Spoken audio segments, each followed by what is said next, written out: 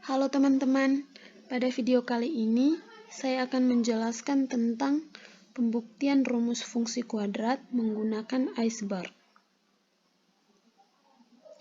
Jadi untuk tahap yang pertama itu masalah nyata.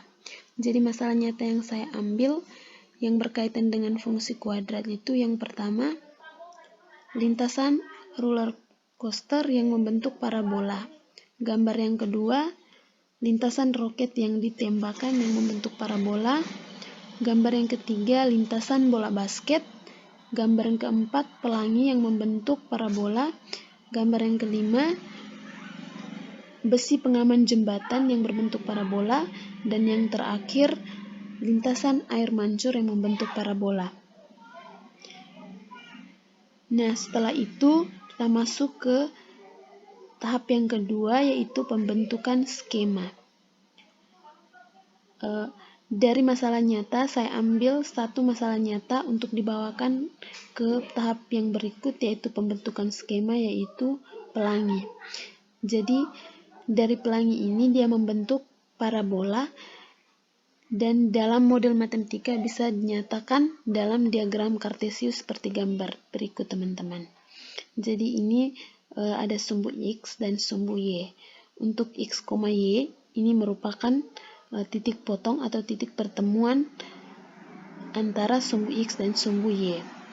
Dan ada titik-titik ini merupakan sumbu simetri, dan XP ini merupakan titik puncak untuk sumbu X, dan YP ini merupakan titik puncak sumbu Y. Dalam fungsi kuadrat itu kita kenal juga dengan D atau determinan, dan A yang merupakan koefisien dari X dan B merupakan koefisien dari Y.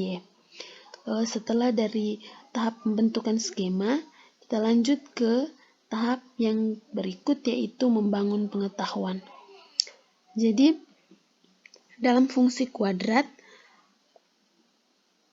cara untuk menentukan X atau XP atau titik puncak X, kita menggunakan rumus negatif B per A, di mana B ini merupakan koefisien dari Y dan A merupakan koefisien dari X.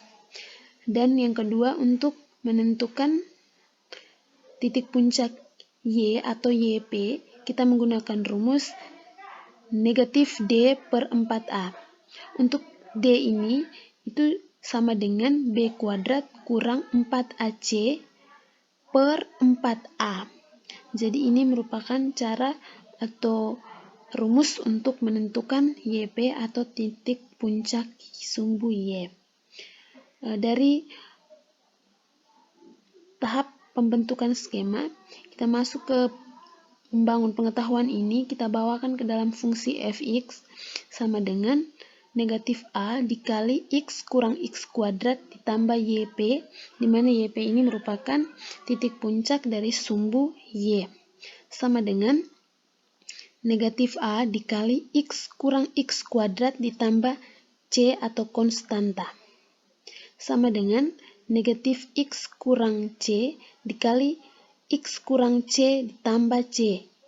Jadi, dari fungsi ini, negatif A kali X kurang X kuadrat ditambah C ini kita faktorkan. Maka hasilnya sama dengan negatif A dikali X kurang C dikali X kurang C ditambah C. Dimana jika dikalikan menghasilkan X kuadrat dan dijumlahkan menghasilkan konstanta. Sama dengan negatif A dikali X kuadrat kurang X tambah C ditambah C. Sama dengan negatif A dikali X kuadrat dikurang X 2X. 2X ini didapat dari negatif X kurang X. Makanya hasilnya sama dengan negatif 2X ditambah C ditambah C. Maka hasilnya sama dengan negatif X kuadrat ditambah 2X ditambah C. Setelah itu, dari tahap membangun pengetahuan, kita lanjut ke tahap yang terakhir, yaitu matematika formal atau model matematika formal. Dari tahap membangun pengetahuan ini, kita sudah temukan persamaan atau fungsi negatif X kuadrat ditambah 2C ditambah C. Kita bawakan ke model matematika atau fungsi persamaan fungsi kuadrat pada umumnya, yaitu fx sama dengan ax kuadrat ditambah bx tambah c.